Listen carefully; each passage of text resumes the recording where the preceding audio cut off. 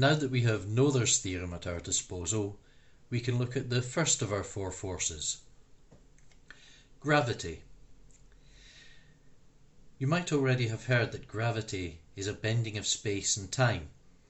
Quite often this can be demonstrated using a large sheet of rubber or similar material, where weights show the rubber deforming and producing distortions. There's a nice demonstration of this in this YouTube video, and I'll provide a link to this in the description. He's using lycra and a large weight in the middle of the lycra and some marbles, which you can see orbiting around the weight in the middle. Now, I don't have a large sheet of rubber or lycra, so I'm just going to have to draw a sheet and pretend that I can stretch it. So I'm going to draw this large square, and you just have to pretend that it's stretchy. And I'm drawing a series of straight lines on the pretend rubber sheet. These are my coordinates, and they let me specify a position on the sheet. There's also a tiny little bug on the sheet who really likes walking along the coordinate lines. Now I can move the entire sheet either left, or I can move it right, I can move it up, or I can move it down.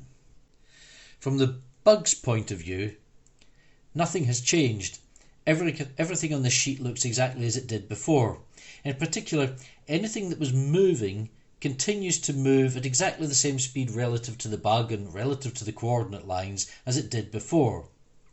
Now this is a symmetry. It's a symmetry with respect to translations in space. And provided we do the same translation everywhere, nothing changes. So we can use Noether's theorem, which tells us that there is a conserved quantity related to this symmetry. And in this case, the conserved quantity is the velocity of anything that's moving on the sheet. And physicists multiply this by the mass of the thing that's moving, and they call the result the momentum. So what we've discovered is the conservation of momentum.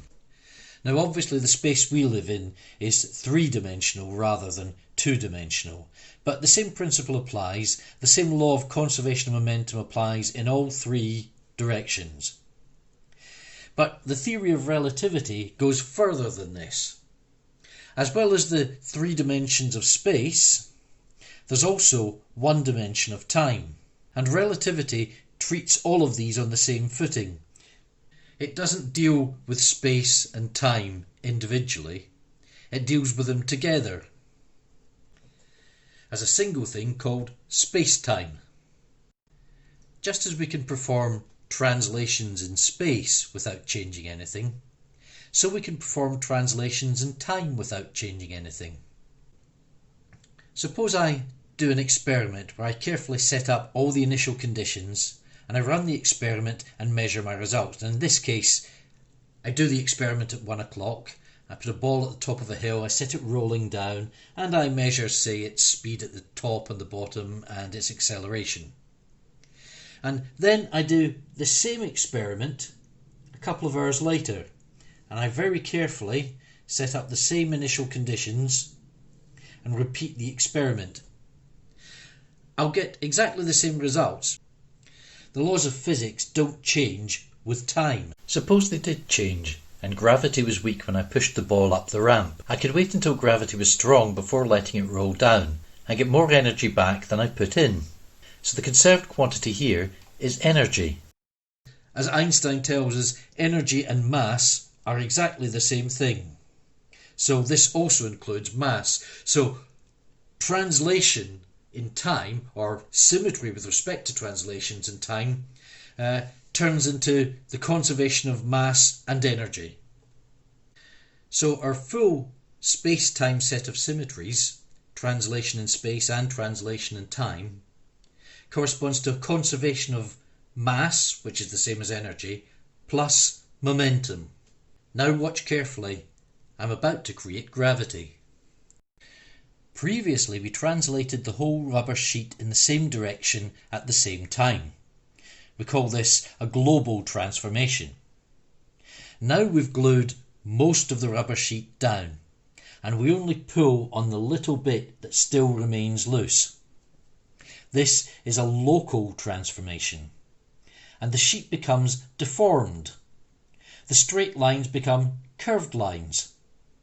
Our little bug that walks along the lines, now when it goes along a line, it finds itself moving away from some lines and towards other ones. In other words, it's feeling a force. And its momentum and velocity change because it has to cover a greater distance in the same time if it has to get from one point to another. A local transformation creates a force. In this case, the case of space-time, the force is gravity. But what causes this local transformation in the first place? Does a giant hand just pull space-time in one direction? Ironically, it's the very thing that is conserved by the global symmetry that causes the symmetric coordinate system to distort. It's the presence of mass, energy and momentum that bend the coordinate system and create gravity. But why does the presence of the conserved quantities cause local distortions in the coordinates? When we did our global translation in space and time, we showed that energy and momentum are conserved throughout space and time. But this is not a strict enough condition to enforce causality. The moon could disappear from position A. As long as it instantly reappears over here at position B, then mass would still be conserved. We know that this doesn't happen. To get from A to B, the moon has to follow a continuous path between the 2 points. Suppose we take a region of space that only includes a small part of the moon's orbit. Within that region, mass and momentum are conserved. So we can apply Noether's theorem in reverse in that small region.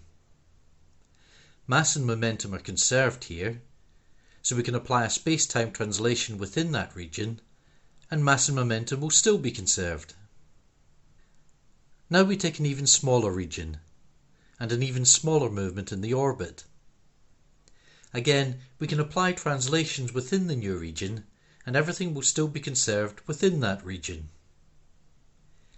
Eventually, we obtain a translation centered only on the conserved quantities themselves. These vary continuously out to regions where the conserved quantities are absent, thus giving us curvature. Each of the remaining videos is essentially going to be this same pattern repeated. We do a global transformation. The global transformation reveals a symmetry, and then thanks to Noether's theorem, the symmetry reveals something that's conserved, and then the presence of the conserved thing leads to a local transformation, which in turn leads to a force. Now, you may wonder, if it's essentially the same thing over and over again, how do we end up with different forces? Well, it's different types of transformations and different types of symmetry, but also we'll find that at each step it gets a little bit more complicated.